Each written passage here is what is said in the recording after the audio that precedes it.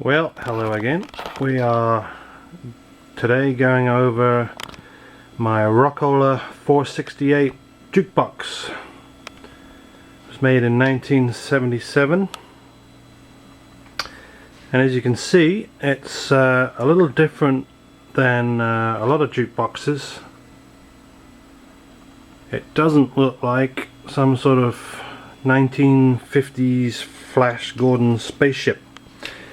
This one was meant for a more refined setting, a home, a nice home, or perhaps a golf club, country club, where they didn't want some bright red, green and orange flashing thing.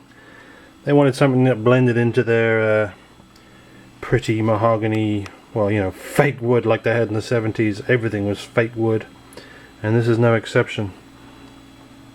So yeah, this is something that might fit in better with the rest of your tacky fake wood furniture and brown suits of the 70s.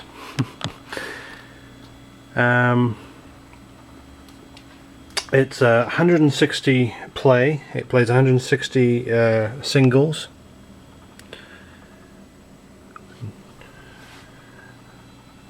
There you go. That's all. I have this fully populated, fully filled with 45s of varying quality and mostly 80s rock and pop. The coin mechanism does work. You can set it to take quarters, nickels or dimes. And one thing I like about this is you can see when it's off. It's this thing is like a mirror, but when it's on, yeah, it's actually functional, which I'll show you in a minute. When I got this for like $25, it was in really poor shape. I've done it up cosmetically. This picture here was some horrible Monet. Well, it's not horrible, I suppose. It was a Monet painting, which is in keeping with its refined upper class image, but I changed it to this pretty cool looking rock and roll thing. Lots of different characters that you might be able to recognize. Hendrix, Steven Tyler there. Very cool picture, I thought, so I blew that up and replaced the Monet thing with that. I made these labels myself. It just took, I'm sure there's something out there which makes the job a lot easier, but it just took a lot of trial and error to get it right with the printer. And that's all they are, just a bit of paper. And I chose a nice sort of interesting font.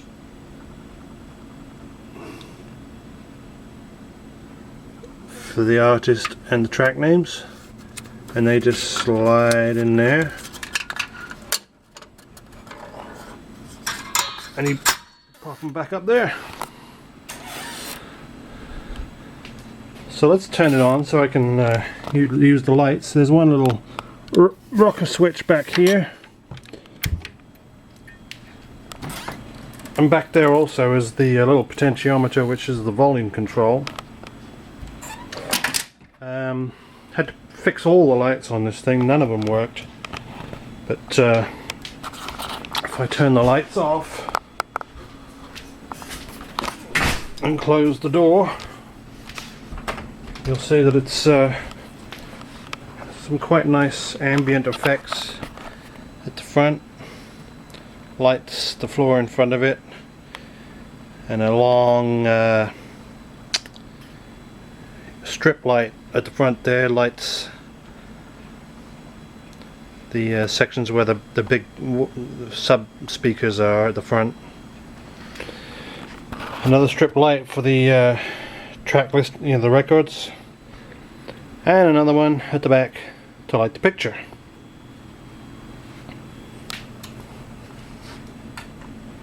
Quite cool the way it looks, I think.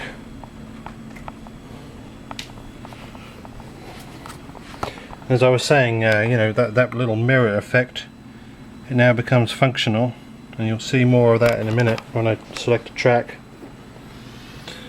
Lots of bulbs needed replacing. Just a little bit of soldering, thank goodness, because I'm terrible at soldering, but I was able to fix some of the little circuit boards to get them working. But I also replaced this lock here. If it's in a setting where you want to take money, of course you don't want it instantly openable, but I replaced the lock with this little button here that you just twist to open it up, because there's no problem with people getting free money, free plays here, because, well, we're not charging for them. Quick look into the insides. It was a real mess when I got it. I've cleaned it up a lot and it's still not pretty. Start the right with the coin mechanism. Just drop a quarter in there, which I don't have handy. Nope, someone's stolen them all. So, I mean, the quarter just goes in there. This decides what the coin is and then sends a little signal way over to the other side to this box, the credit unit, telling it how much credit to give according to the coin dropped.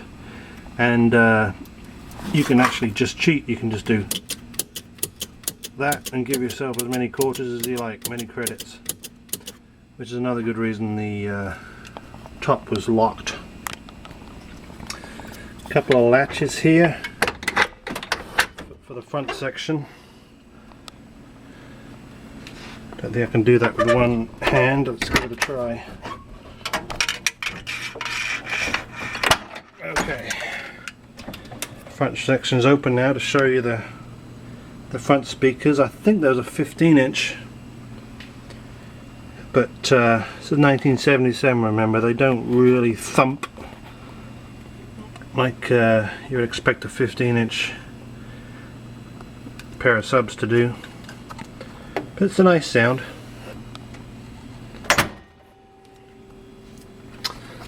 Alright, moving up to the lid here. This is the section where you press your selection buttons on the outside, and it's all electromechanically recorded and sent down to the read and write arms. Little panel for the bulbs which show you what track you're playing.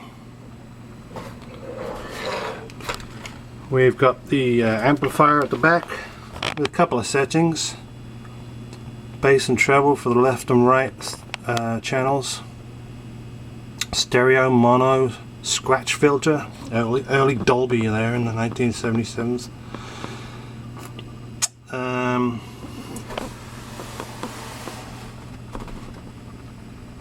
then over here some circuit breakers.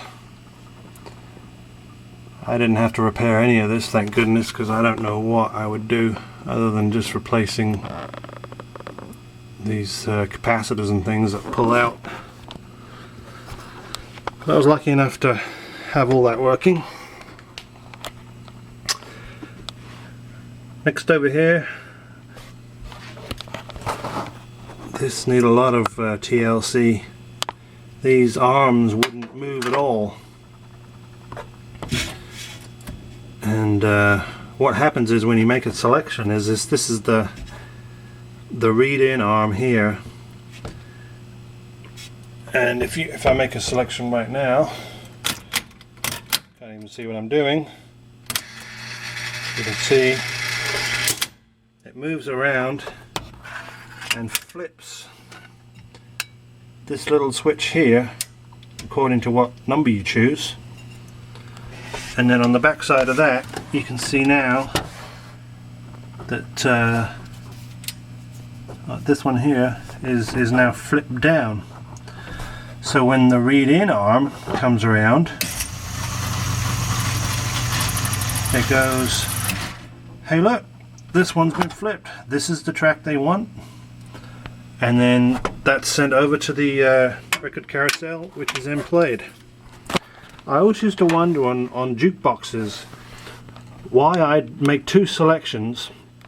It would play the first one and then it would play somebody else's and then play my second one. The reason is it just does it sequentially. You know, if I chose this one, somebody and then chose this one, and then someone came in after me and chose this one, it will play that, then that, then that. I always thought that was weird. You could put your money in and then you wouldn't hear your track for 10 minutes because other people's would be playing. And that's the reason.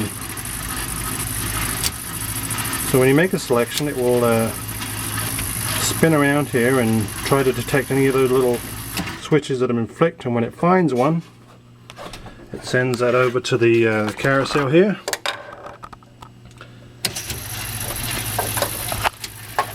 Which are all numbered.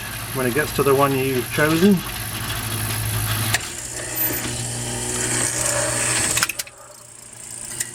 it plays it.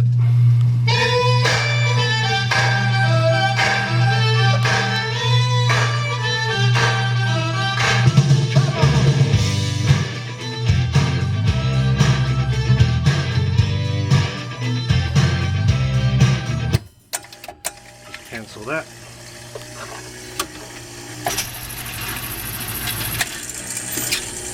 Moves on to the next one.